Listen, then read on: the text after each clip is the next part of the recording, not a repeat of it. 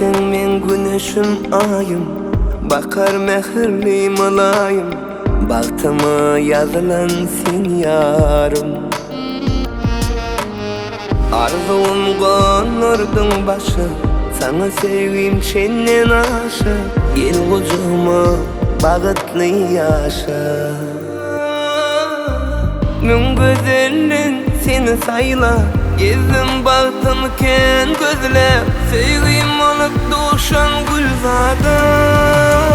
Taptı meni yüreğimi, iki dünya gereğimi, hiç kim tutmalı dereni, tut elimden gülzada. Taptı meni yüreğimi, iki dünya gereğimi, hiç kim tutmalı dereni, tut elimden gülzada.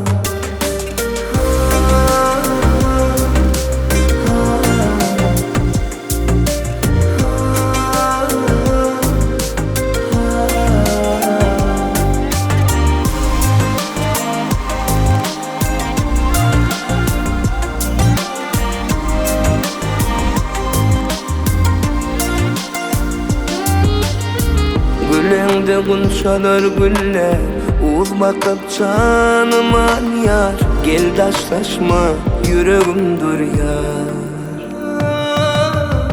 Men güzelin seni sayla, gezdim baktım ken gözle, sevgim olup doğuşan gülzada.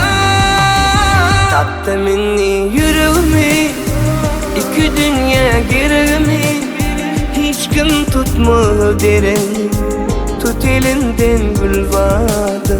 Taptı meni yüreğimi, iki dünya gereğimi, özgü tutmalı dereni, tut elimden gülzada.